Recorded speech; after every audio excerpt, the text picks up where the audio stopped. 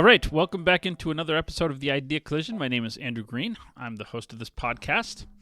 This podcast, if you're new to it, is a podcast designed to look at spiritual topics, not necessarily a deep dive into a theological view, but it is it comes to it from different things that interest us as human beings, whether it be history or philosophy, whatever. It is also not an overly philosophical discussion in terms of there's philosophy in it.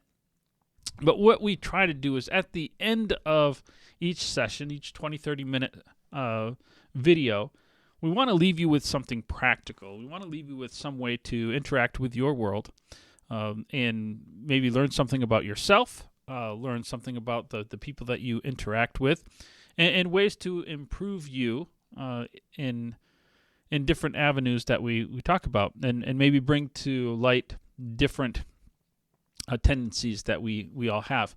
We began, I would say, in this podcast. This has been like a series so far, or a mini series, talking about, I think, what is the most important thing to establish before we can talk about any topics is truth, and how we've gotten to where we are in our society, in the perspectives that people around us have on truth, and even ourselves. What perspectives do I have on truth? And we've talked about, it has fancy names. We've talked about postmodernism and things like that, or modernism. It's called relativism, as I say, is rebranded. But the idea that truth is not a static thing. Truth isn't an existing thing. It's all relative to different people.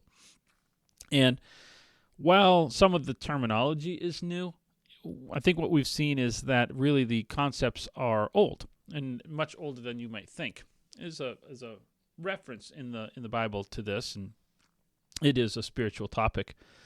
In John, it's the book of John, chapter 8, verse 38. But it is a reference to a man by the name of Pontius Pilate. And he's in a trial. He's conducting a trial of Jesus. And during this trial, he says, "What is truth?" And that's an interesting question. What is truth? We don't know the tone of voice he said it. We don't know anything about the statement itself.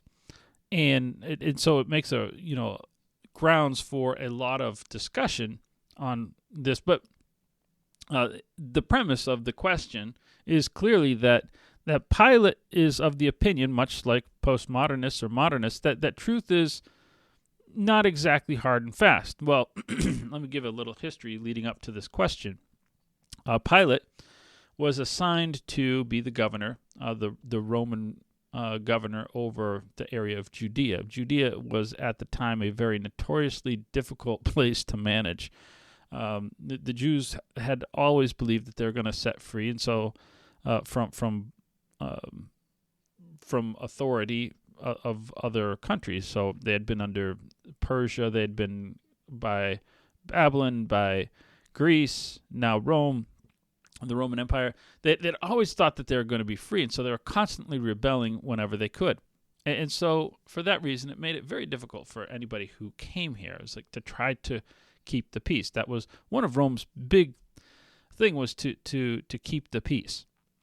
And so Pilate was trying to achieve this, and here he's, when he came in, what a lot of people did, he borrowed something that a lot of people did previously, is he came in with the idea that I'm going to show them who's boss, and he had no idea that the nature of the people he was dealing with.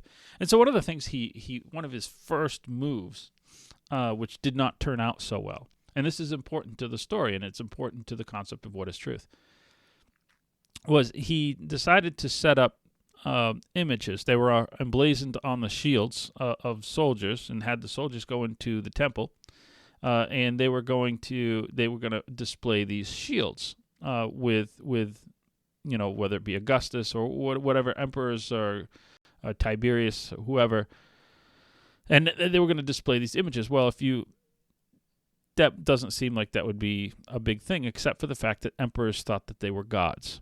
And so the Jews said, listen, in our holy place, our church building, essentially, you're not going to display someone that you claim is another god. That's not really going to, that's a non-starter in terms of us, getting along. And he caught wind of it, but being the person that he was, Pilate said, we're not only we're going to do this, I'm going to instigate something just so that they can see who's boss. And so they did this. They had soldiers dispersed throughout the crowd in the temple, and when they did this, prepared for what he knew was going to be a reaction to this.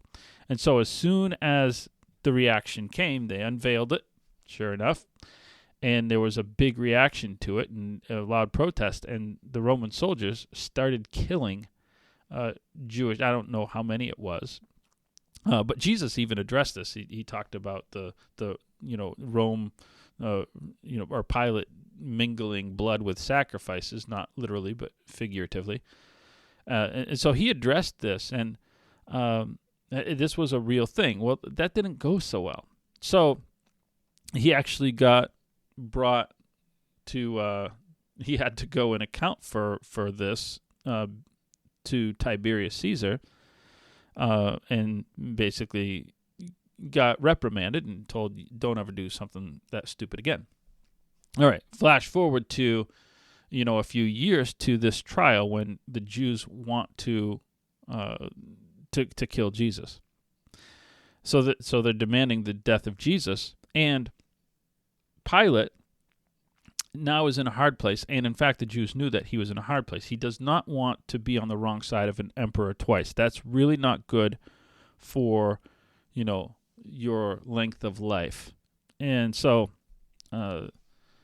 he's trying at this point to figure out, he knows justice is an important thing to Rome. Their system of law was the most progressive to history. At any point prior, they were the ones that had developed a lot of principles that we still hold today. And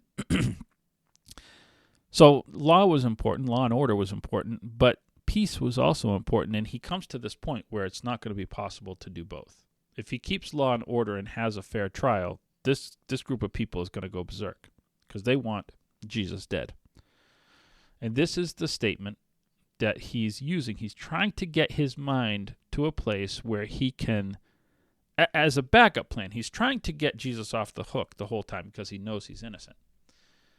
But he's trying to get his mind to a place where if it doesn't pan out, if they don't accept his solutions to keep an innocent man alive but keep the peace, how then can I put this man, execute this man, and still, so how can I feel personally that I'm still okay? And so this is this statement, what is truth? He wants it to be subjective. And that's what happens. People get all existential about absolutes when there's something personal in it for them. Interestingly enough, he later dies. He's forced to commit suicide. I don't know if it's for this particular thing or if this just became a habit, but he is ordered by Tiberius Caesar to kill himself, which was how Romans did execution of Roman governors, because of either a habit or this particular case of executing people without a fair trial, which is, I think, a little bit ironic. Trying to save his life, he ends up doing something that costs him his life. But that's not the major point. The major point is Pilate's tendency is illustrated again and again, that people want truth to be subjective primarily when it's inconvenient for them or convenient, depending. They're either wanting something that they shouldn't have, or they're wanting to avoid something that they should have, some punishment or something, and that's when we get very subjective about what the truth is. We're fine with the truth just so long as it doesn't reflect on me or it doesn't limit me in some way. Then I don't like truth. Well, Uh, what I want to do, 'cause we look at this, just to give an example of that, embellishing a resume. Well, it helps me a little bit. I want something that I probably wouldn't get. I might not get this job, so I'll be subjective with the truth, or I'm about to get punished, so I might tell a white lie. All right, it's all subjective. It makes it nice, and these are all really the same thing that Pilate's doing. And so people have a number of ways, and what I want to talk about this week, and then we'll talk a different aspect of it, but two things that people do in order to, or reactions to truth when it's unpleasant. And this week we're going to talk about avoidance, how people avoid the truth, because that's really, I think, what our first reaction to do is avoid the truth. And there are two ways within this first method that people do that. And the first is called, it's given a fancy name. It's called cognitive dissonance. What is cognitive dissonance? That's a really recent term in history. It's a fancy word that says, no matter what evidence you give to me, I'm just going to not believe it. I'm going to deny it. I'm going to avoid it somehow. I had a discussion with a religious woman. We were having a discussion on a spiritual topic, and I don't even remember what the topic was, but I was going to use what I thought was a fairly safe illustration. And so I mentioned Galileo in this discussion. She was a fairly educated person, and her eyebrow raised when I said Galileo, which was like, I thought that was odd. But then I talked. I probably another two sentences came out, and we were going to be talking about I don't know what I have. It was so long ago, I can't even remember what the point was.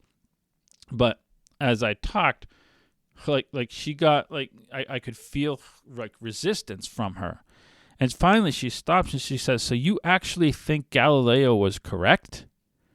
And it took me back, and for a second, and I realized that I had met a real live flat earther. I didn't know I didn't really know they existed. I knew that there are people that pretend that. I didn't know that there were actually people that believed it. And I certainly thought that they were so rare that you never think, we just say, oh, you're a flat earther, that's a metaphor. You never actually met a flat earther. And I had. And now I'm in this.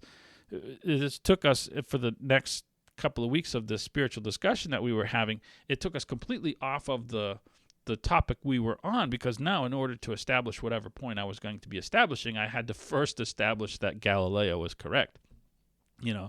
And so I thought about that, and I was, the more I thought about it, I was just argument after argument against this came into my brain. But one of the ones that I thought of the most is, these people fly all over the world, to these. They're in Denver, then they're in, the Carolinas, or they're in Europe. They go all over the world, and they get in airplanes. They take off, and if they look out the window, they will see a spherical Earth.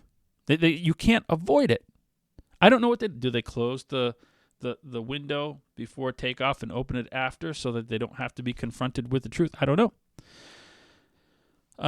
And so flat earthers have to just ignore what is plainly obvious to them, and that's called cognitive dissonance. They have to avoid obvious truth. It's a $20 word, but it just means, simple definition is just avoiding, thought. That's cognitive, has to do with your thought. Avoiding evidence that would make you think and come to a rational conclusion. So, I could put them, this is degree, a person who wants to be a flat earther, I could put them in a satellite and I can make them orbit around the Earth. It wouldn't change their mind. I could show them pictures, whatever. They're going to come up with an answer that rationalizes it all away. They're just going to simply not believe. Cognitive dissonance. So, if you're in an argument where you want to expose something, right? You show a video. Listen, you've probably been in here in this situation. Especially when we get into politics or something. Here's a video of this person saying this thing. Yeah, but I don't believe it. Or this one I love. We're just going to have to agree to disagree. No. There's no disagreeing with evidence. You can't You can disagree with an opinion. I have an opinion, right? So how do you disagree with an evidence? This is it. Well, I just disagree. It's fact. It's not. This is not an opinion. This doesn't exist in the realm of things that we disagree with. But for them, it doesn't, because it's postmodernism. Because truth isn't a real existing thing, so they can disagree with it because it's no more valid to them than an opinion. Truth doesn't exist. And so when you hear that, let's just agree to disagree, you're hearing postmodernism. Truth does not exist. And so I can disagree with it when it's inconvenient to me for whatever reason I would ever want to be a flat earther. I don't know.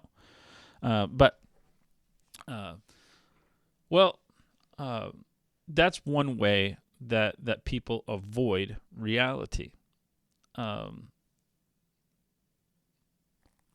The second is it's a similarly sounding, and it would be easy to get these two up. And it's called confirmation bias. Confirmation bias, also a $20 word. But how do I limit an inconvenient thought? Some thoughts you can't avoid. You want to pretend that you're avoiding it. You want to pretend you're ignoring it.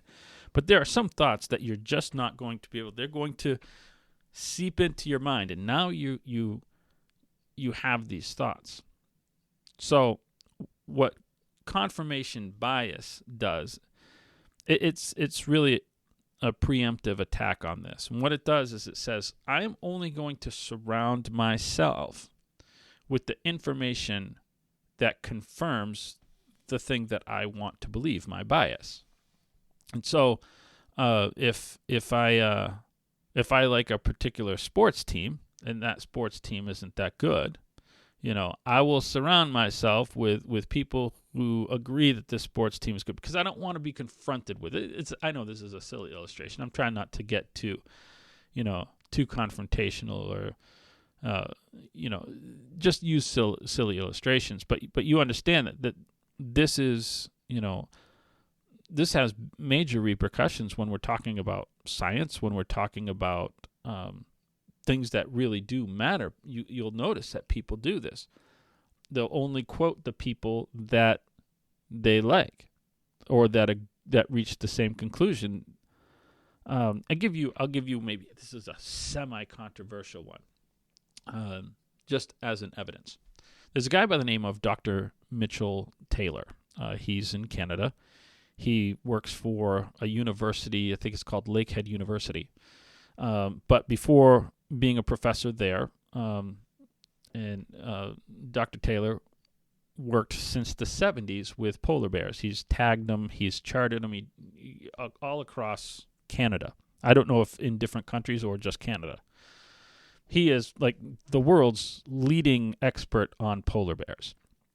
And so he was a longtime member, like for over 20 years, of something called the Polar Bear Technical Committee.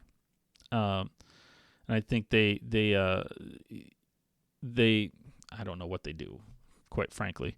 I suppose they talk about polar bears and the dangers to polar bears and preserving, the species, the various species that exist. And for a long time, he was also a part of a group called the Polar Bear Specialist Group, which is a very, very imaginative name. But they meet in every year in Copenhagen in Denmark, and I assume they talk about the same types of things that, that the other group talked about.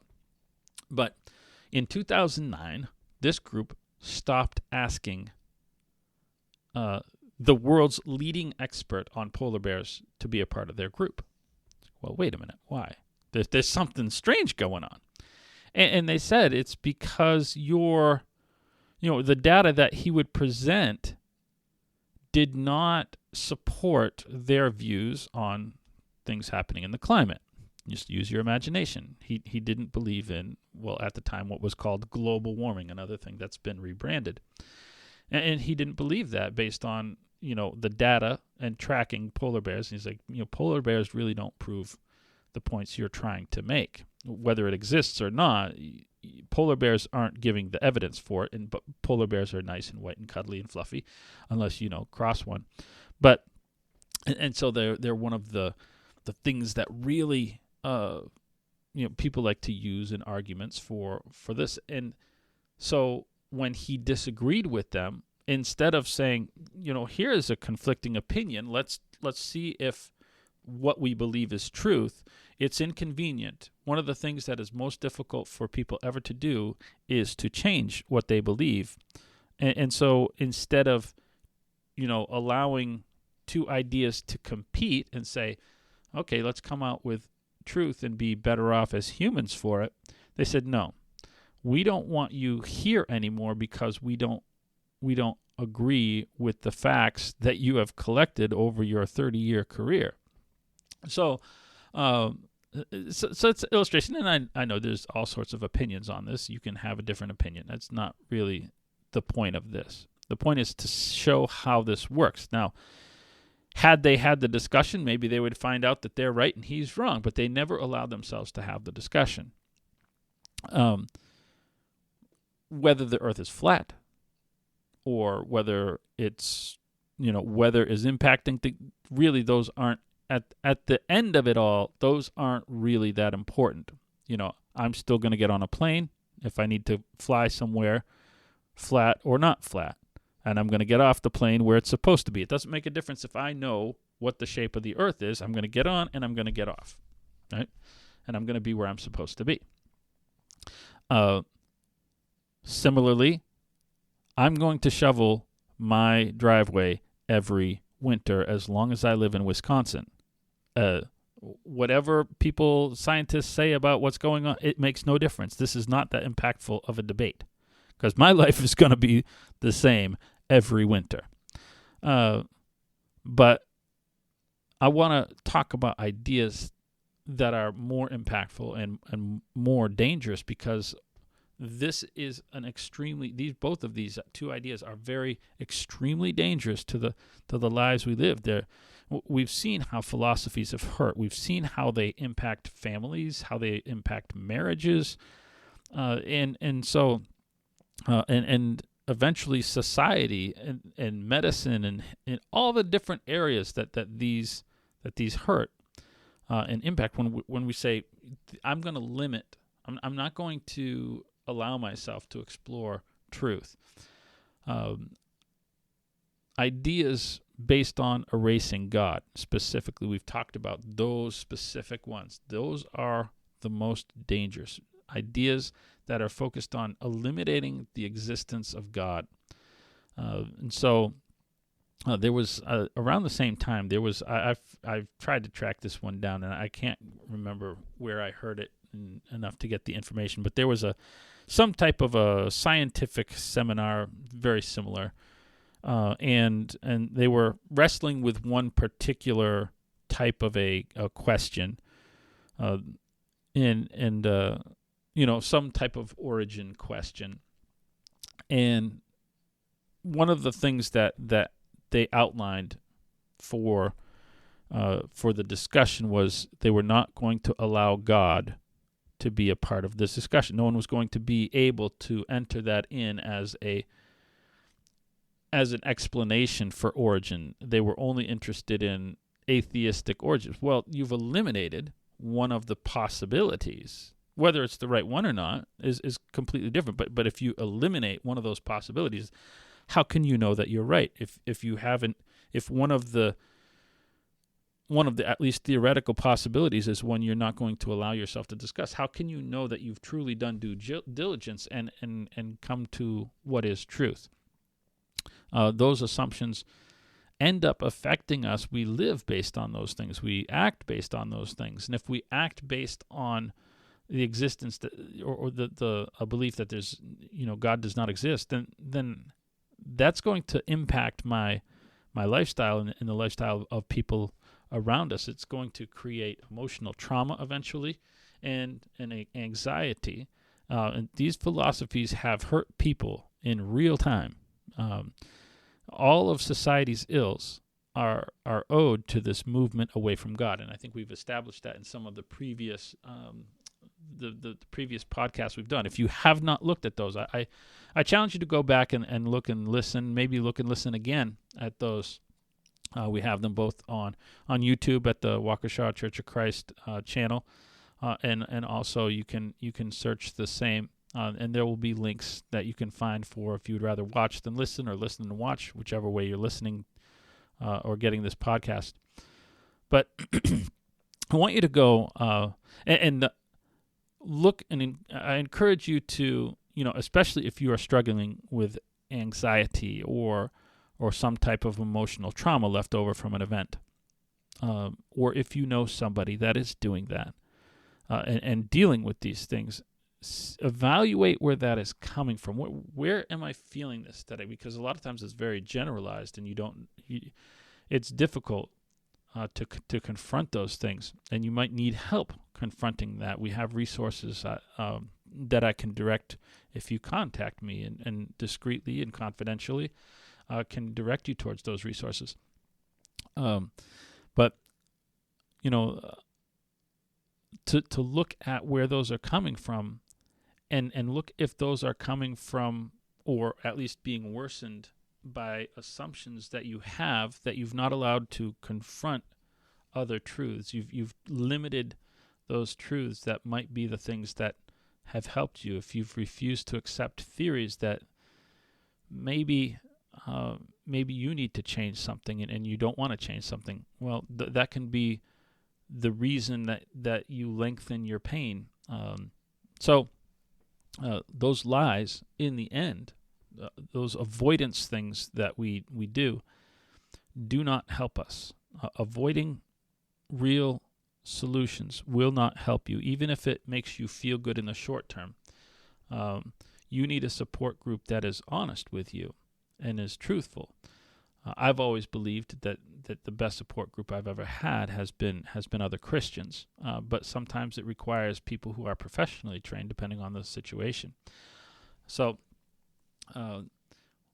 I challenge you to look at your own life, the lives of other people around you. Notice when people are avoiding maybe the facts that you believe, and notice when you do the same things in conversations, and open yourself up.